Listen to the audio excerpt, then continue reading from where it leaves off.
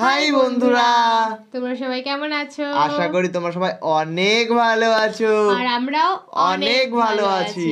তো চলে এসেছি নতুন সন্ধ্যায় নতুন একটা ভিডিও নিয়ে তোমাদের সাথে। তো আমাদের চ্যানেল যারা যারা সাবস্ক্রাইব করেছে তো তাদেরকে অসংখ্য ধন্যবাদ। আর যারা এখনো আমাদের চ্যানেলটাকে সাবস্ক্রাইব করনি প্লিজ গাইস একটু সাবস্ক্রাইব করে দিও।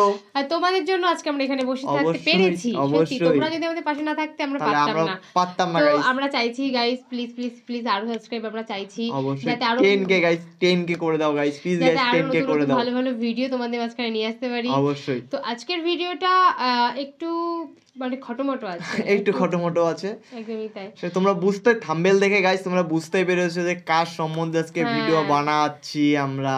তো চলো আজকে টপিকটা তোমাদের কাছে জানিয়ে দিই। তো আজকে টপিকটা হচ্ছে আওয়ামী লীগ ক্ষমতায় এলে ফাঁসির দড়ি ঝুলবে। ফাঁসির দড়ি ঝুলবে মানে যে 10 জনের গলায় আর কি ফাঁসির দড়িটা ঝুলবে সেই তাদেরকে নিয়ে আজকে মানে কি ব্যাপার যে এটা যে কি আর কে ক্ষমতায় আসলে কি হবে সেটা তোমরা সেটা তোমরা ভিডিওর ভিতরে দেখতে পারবে যে কে ক্ষমতায় আসলে কার গলায় কি ফাঁসি পড়বে, কি সামথিং কি পড়বে সেটা আমরাও জানি, সেটা তোমরাও জানো। টাইম হলেই বুঝতে পারবে সবাই। অবশ্যই। তো চলো বেশি কথা না বলে আজকে ভিডিওটি শুরু করা যাক। অনেকেই হয়তো মনে করছেন আওয়ামী লীগ ক্ষমতা থেকে চলে গেছে, আওয়ামী লীগ একেবারেই শেষ, তারা আর কখনোই ক্ষমতায় আসতে পারবে না। এই চিন্তাভাবনা যাদের মাথায় আছে আমি বলবো যে তারা একেবারে বোকার স্বর্গে বাস করছেন। যদি আপনি একটু ব্রেন খাটিয়ে চিন্তা করেন, বাংলাদেশে শেখ হাসিনার পূর্বে কোনো দলই কিন্তু এক টার্ম অর্থাৎ 5 বছরের বেশি ক্ষমতায় থাকতে পারেনি। আর যদি থাকেও পরপর 2 বার 8 থেকে 10 বছর সর্বোচ্চ ক্ষমতায় থাকতে পারবে। এরপর কিন্তু আবারও আওয়ামী লীগ নিজেদের দলকে গুছিয়ে নিয়ে ক্ষমতায় আসবে। আর যখন আবারও আওয়ামী লীগ ক্ষমতায় আসবে তখন কিন্তু বাংলাদেশের অনেক রাজনৈতিক শীর্ষস্থানীয় নেতাকর্মী থেকে শুরু করে ছাত্র আন্দোলনের সমন্বয়করা মহা বিপদে পড়ে যাবে। কারণ আওয়ামী লীগ হচ্ছে অত্যন্ত প্রতিশোধ পরায়ণ একটি দল। এর আগে আমরা দেখতে পেয়েছি শুধুমাত্র বিরোধী দল করায় স্বৈরশাসক শেখ হাসিনা জামায়াতের নিরপরাধ নেতাকর্মীদের যেভাবে ফাঁসিতে ঝুলিয়েছে এটাই তার প্রমাণ। তেমনি আওয়ামী লীগ সরকার যখন আবারও ক্ষমতায় আসবে তখন 5ই আগস্টে হাসিনাকে পতনের মূল হোতা যে সকল নেতাকর্মী, উপদেষ্টা ও ছাত্র সমন্বয়ক রয়েছে তাদেরকে ফাঁসির দড়িতে ঝোলাতেও পরোয়া করবে না হাসিনা সরকার। তো বন্ধুরা, আজকের ভিডিওটিতে আপনাদের জানাবো আওয়ামী লীগ সরকার আবারও ক্ষমতায় আসলে যে সকল রাজনৈতিক নেতা, উপদেষ্টা ও ছাত্র সমন্বয়কের গলায় ফাঁসির দড়ি ঝুলবে তাদের সম্পর্কে। তো চলুন আর কথা না বাড়িয়ে শুরু করি। তবে ভিডিওটি শুরু করার পূর্বে অনুরোধ রইল ভিডিওটিতে একটি লাইক দিয়ে শুরু থেকে শেষ পর্যন্ত দেখার। ডক্টর মোহাম্মদ ইউনূস। বাংলাদেশের অন্তর্বর্তীকালীন সরকারের প্রধান উপদেষ্টা হলেন ডক্টর মোহাম্মদ ইউনূস। শেখ হাসিনার পতনের পর ছাত্র জনতা ও দেশের সকল মানুষের ঐক্যমতের ভিত্তিতে তাকে প্রধান উপদেষ্টা করে অন্তর্বর্তীকালীন সরকার গঠন করা হয়েছে। আর এই আওয়ামী লীগ সরকারের সাথে ডক্টর ইউনূস অনেক আগে থেকে বিরোধ চলে আসছিল।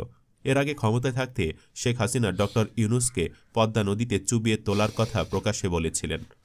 মরে যাতে না যায়, একটু পদ্মা নদীতে চুবনি দিয়ে সেতুতে তুলে দেওয়া উচিত। আর সব মিলে আওয়ামী লীগ আবারও ক্ষমতায় আসলে প্রথমেই ডক্টর মোহাম্মদ ইউনূসের কঠিন শাস্তির ব্যবস্থা করবে, এমনকি তাকে ফাঁসির দড়িতেও ঝুলাতে পারে। তবে তাকে ফাঁসির দড়িতে ঝোলাতে চাইলে বহির্বিশ্বের বাধার সম্মুখীন হতে হবে আওয়ামী লীগ সরকারকে। আর এজন্য কম করে হলেও তাকে আজীবন কারাদণ্ডের সাজা দেবে। আসিফ মাহমুদ সজীব ভুঁইয়া। আসিফ মাহমুদ সজীব ভুঁইয়া হচ্ছেন একজন বাংলাদেশি আন্দোলনকর্মী, ছাত্রনেতা ও বর্তমান অন্তর্বর্তীকালীন সরকারের একজন উপদেষ্টা। এছাড়া তিনি বৈষম্য বিরোধী ছাত্র আন্দোলনের অন্যতম একজন সমন্বয়ক, যার মাধ্যমে তিনি কোটা সংস্কার আন্দোলন ও অসহযোগ আন্দোলনে নেতৃত্ব দিয়েছিলেন এবং শেখ হাসিনার পতন ঘটিয়েছিলেন। যে কারণে শেখ হাসিনা যদি আবারও বাংলাদেশের ক্ষমতায় আসে তাহলে আসিফ মাহমুদও কঠিন বিপদে পড়বে। আর এর থেকে রক্ষা পেতে হলে তাকে হয় দেশ থেকে পালাতে হবে, না হলে আওয়ামী লীগ সরকারের প্রশাসন দ্বারা জেল জুলুমের শিকার হতে হবে। এমনকি সর্বশেষ ফাঁসির দড়িও ঝুলতে পারে তার গলায়। তবে এ সকল কিছু জেনেই কিন্তু আসিফ মাহমুদ হাসিনার বিরুদ্ধে মাঠে নেমেছে। নাহিদ ইসলাম। বাংলাদেশের অন্তর্বর্তীকালীন সরকারের আরেক উপদেষ্টা এবং কোটা বিরোধী ছাত্র আন্দোলনের অন্যতম সমন্বয়ক এ নাহিদ ইসলাম। আর এই নাহিদ ইসলামই প্রধানমন্ত্রী শেখ হাসিনার পদত্যাগের 1 দফা দাবি ঘোষণা করেছিলেন এবং সফলও হয়েছিলেন। আর শেখ হাসিনা যদি আবারও ক্ষমতায় আসতে পারে তাহলে এই নাহিদ ইসলামকেও ছাড় দিবে না, তাকেও কঠিন শাস্তির ব্যবস্থা করবে। এমনকি আওয়ামী লীগ সরকার তাকে ফাঁসির দড়িতে ঝোলাতেও পরোয়া করবে না। আসিফ নজরুল ঢাকা বিশ্ববিদ্যালয়ের আইন বিভাগের অধ্যাপক এবং বর্তমান অন্তর্বর্তীকালীন সরকারের আইন বিচার ও সংসদ বিষয়ক মন্ত্রণালয়ের উপদেষ্টা হলেন আসিফ নজরুল। একজন শিক্ষক হিসেবে ছাত্রদের পাশে থেকে শেখ হাসিনাকে পতন ঘটিয়েছেন এই আসিফ নজরুল, যে কারণে আওয়ামী লীগের সকল নেতাকর্মী ও হাসিনা নিজেরও আসিফ নজরুলের প্রতি রয়েছে কঠিন আক্রোশ। আর যদি হাসিনা আবারও ক্ষমতায় আসতে পারে তাহলে আসিফ নজরুলকেও কঠিন শাস্তির আওতায় আনবে এবং কাদের মোল্লা, গোলাম আজম, সালাউদ্দিনের মতো তাকেও ফাঁসির দড়িতে ঝোলাবে। মাহফুজ আলম বাংলাদেশের অন্তর্বর্তীকালীন সরকারের অন্যতম উপদেষ্টা এবং বৈষম্য বিরোধী ছাত্র আন্দোলনের লিয়াজু কমিটির একজন সমন্বয়ক হলেন মাহফুজ আলম। তাছাড়া তাকে শেখ হাসিনার পতনের মাস্টার মাইন্ডও বলা হয়ে থাকে, কারণ ছাত্র আন্দোলন চলাকালে যখন কেন্দ্রীয় 5 সমন্বয়ককে ডিবি কার্যালয়ে তুলে নিয়ে যাওয়া হয় তখন ছাত্র আন্দোলনকে বেগবান করতে যিনি পেছন থেকে কলকাঠি নেড়েছিলেন তিনি হলেন মাহফুজ আলম, যে কারণে আওয়ামী লীগ কখনোই মাহফুজকে ছাড় দিবে না। আওয়ামী লীগ আবারও ক্ষমতায় আসলে হয়তো মাহফুজকেও ফাঁসির দড়িতে ঝোলাতে পারে, আর এটা কিন্তু মাহফুজ নিজেও জানে। খান তালাত মাহমুদ রাফি বৈষম্য বিরোধী ছাত্র আন্দোলনের আরেক অন্যতম সমন্বয়ক হলেন খান তালাত মাহমুদ রাফি। ছাত্র আন্দোলন চলাকালে তিনি একাই পুলিশের সামনে 2 হাত তুলে দাঁড়িয়ে পুলিশকে সামনের দিকে যেতে বাধা দিয়েছিলেন। এজন্য সারা দেশের মানুষের কাছে খুবই প্রশংসা পেয়েছিলেন তিনি। ছাত্র আন্দোলনে চট্টগ্রামের সকল ছাত্রছাত্রীকে মাঠে নামিয়েছিলেন এই খান তালাত মাহমুদ রাফি এবং তিনি একাই চট্টগ্রামকে লিড দিয়ে গেছেন। আর আওয়ামী লীগ সরকার যদি ক্ষমতায় আসে তাহলে এই খান তালাত মাহমুদ রাফিও কঠিন শাস্তির সম্মুখীন হবে এবং এমনকি তাকে আজীবন কারাদণ্ডে অথবা ফাঁসির দড়িতেও ঝোলাতে পারে হাসিনা সরকার। আর এরকম সকল পরিস্থিতির জন্য সবসময় সাহসিকতার সাথে প্রস্তুত থাকে খান তালাত মাহমুদ রাফি, তিনি মরণকেও ভয় পায় না। সার্জিস আলম কোটা সংস্কার আন্দোলনের অন্যতম প্রধান সমন্বয়ক ও ছাত্র নেতা হলেন সার্জিস আলম। ছাত্র আন্দোলন চলাকালে সার্জিস আলমের প্রতিটি বক্তব্য বেশ ভাইরাল হয়েছিল, আর তার ডাকেই ঢাকাসহ সারা দেশে অসংখ্য ছাত্রছাত্রী মাঠে নেমেছিল এবং শেখ হাসিনার পতনের অন্যতম মূল হোতাও ধরা হয় এই সার্জিস আলমকে।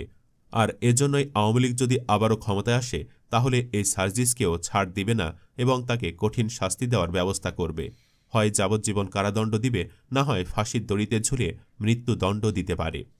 হাসনাত আবদুল্লাহ হাসনাত আবদুল্লাহ হলেন একজন বাংলাদেশি ছাত্রনেতা ও 2024 কোটা সংস্কার আন্দোলনে নেতৃত্ব দেওয়া বৈষম্য বিরোধী ছাত্র আন্দোলনের একজন সমন্বয়ক। বর্তমানে বৈষম্য বিরোধী ছাত্র আন্দোলনের কেন্দ্র আহ্বায়ক কমিটির আহ্বায়ক হিসাবে দায়িত্ব পালন করছেন তিনি। মূলত যে কয়জন ছাত্রের নেতৃত্বে হাসিনার পতন হয়েছে তাদের মাঝে খুবই সাহসী একজন ছাত্রনেতা এই হাসনাত আবদুল্লাহ। তিনি অন্যায়ের বিরুদ্ধে আপোষহীনভাবে কথা বলতে কখনো ভয় পান না। হাসিনা যদি আবার ক্ষমতায় আসে তাহলে হাসনাত আবদুল্লাহ কঠিন বিপদে পড়বে। এটা কিন্তু হাসনাত নিজেও বলে থাকে যে বিপ্লবী নেতা কারা। আওয়ামী লীগ ক্ষমতায় আসলে যাদের গলায় ফাঁসির দড়ি ঝুলবে তারাই বিপ্লবী। আর এটা কিন্তু হাসনাত ঠিকই জানে যে আওয়ামী লীগ ক্ষমতায় আসলে তাকে কঠিন শাস্তির সম্মুখীন হতে হবে। মেজর ডালিম বাংলাদেশ সেনাবাহিনীর একজন প্রাক্তন সামরিক কর্মকর্তা এবং মুক্তিযুদ্ধে বীর উত্তম পুরস্কারপ্রাপ্ত বীর যোদ্ধা হলেন মেজর ডালিম। 1975 সালে 15 আগস্ট বাংলাদেশের তৎকালীন রাষ্ট্রপতি শেখ মুজিবুর রহমানকে সপরিবারে হত্যার সাথে তিনি জড়িত ছিলেন, যে কারণে শেখ হাসিনা ক্ষমতায় থাকাকালে মেজর ডালিমকে নিজ হাতে শাস্তি দিতে হন্যে হয়ে খুঁজেছে, কিন্তু পায়নি, কারণ মেজর ডালিম এতদিন আত্মগোপনে ছিলেন। গত কিছুদিন আগে মেজর ডালিমকে প্রবাসী সাংবাদিক ইলিয়াস হোসাইনের ইউটিউব চ্যানেলে একটি লাইভ সাক্ষাৎকারে দেখা যায়। আর হাসিনা সরকার যদি আবারও ক্ষমতায় আসতে পারে তাহলে মেজর ডালিমের কঠিন শাস্তির ব্যবস্থা করবে এবং সর্বশেষ ডালিমকে ফাঁসির দড়িতে ঝুলিয়ে তার বাবা ও তার পরিবারের স্বজনদের হত্যার বিচার করবে। শফিকুর রহমান বাংলাদেশের অন্যতম জনপ্রিয় রাজনৈতিক দল জামায়াতে ইসলামীর আমির হলেন শফিকুর রহমান। আর শফিকুর রহমানের জনপ্রিয়তা সারা দেশ জুড়ে রয়েছে। শেখ হাসিনাকে পতনের জন্য জামায়াতের অঙ্গ সংগঠন ছাত্র শিবিরের ভূমিকা অনস্বীকার্য। তাছাড়া আওয়ামী লীগ কিন্তু জামায়াত ইসলামীকে একদমই দেখতে পারে না। এছাড়া শেখ হাসিনা পতনের পেছনে জামায়াতের বড় হাত রয়েছে। আর এজন্যই আওয়ামী লীগ সরকার যদি আবারও ক্ষমতায় আসে তাহলে শফিকুর রহমানও ফেঁসে যাবেন, তাকে দাঁড় করানো হবে কঠিন শাস্তির মুখোমুখি এবং যাবজ্জীবন কারাদণ্ডে দণ্ডিত করবে। এমনকি জামায়াতের আগে নিরপরাধ আমিরদের যেভাবে ফাঁসির দড়িতে ঝুলিয়েছে হাসিনা, তেমনিভাবে শফিকুর রহমানকেও ফাঁসির দড়িতে ঝোলাতেও পরোয়া করবে না আওয়ামী সরকার। তবে বন্ধুরা, আওয়ামী লীগ আবারও ক্ষমতায় আসুক, এটা আমরা কখনোই চাই না। আর যদি কখনো আওয়ামী লীগ ক্ষমতায় আসে, তাহলে ভিডিওটিতে যাদের নাম উল্লেখ করা হয়েছে তারা সত্যিই বিপদে পড়বে, পাশাপাশি বিএনপির কিছু নেতাকর্মীও বিপদে পড়বে। তো প্রিয় দর্শক, আপনারা কে কে চান আওয়ামী লীগ আবারও ক্ষমতায় আসুক এবং কে কে আওয়ামী লীগ সরকার চান না, কমেন্টে লিখে জানান। ভিডিওটি ভালো লাগলে শেয়ার করুন এবং চ্যানেলটিতে নতুন হয়ে থাকলে সাবস্ক্রাইব করে বেল আইকনটি বাজিয়ে রাখুন।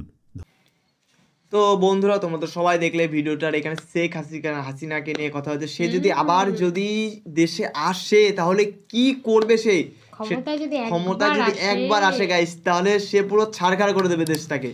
শুধু মানে দেশটাকে তো করবেই, প্লাস এই 10 জনের যে কি হাল অবস্থা হবে সেটা তো গাইস তোমরা বুঝতেই পারছো ভিডিও দেখে। আর আদৌ কি শেখ হাসিনা কি, মানে তোমরা কি চাও, যে তাকে আসতে চাও নাকি আসতে হবে না? আর আমাদের ক্ষমতায় আসুক, সেটা কি তোমরা চাও নাকি চাও না, সেটা অবশ্যই কমেন্টে জানিও, তাহলে আমরা বুঝতে পারবো কে কার দলে।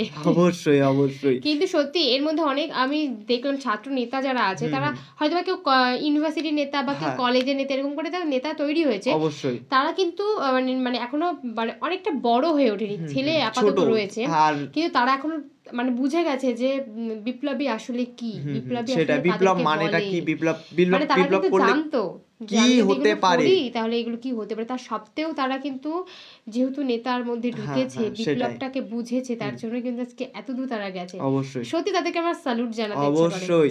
তো তোমার আমাদের ভিডিওগুলো কেমন লাগছে অবশ্যই জানিও, আমাদের কমেন্টে জানিও। আর গাইস তোমাদের কি ধরনের ভিডিও চাই সেটা আমাদেরকে জানিও, আমরা সেই ধরনের ভিডিও কিন্তু সরকারকে, এই সরকারকে আমাদের আবার ফিরে আসা উচিত মানে উচিত না, সেটা গাইস তোমরা কমেন্টে জানিও, আর আমরা কমেন্টটা চেক করব।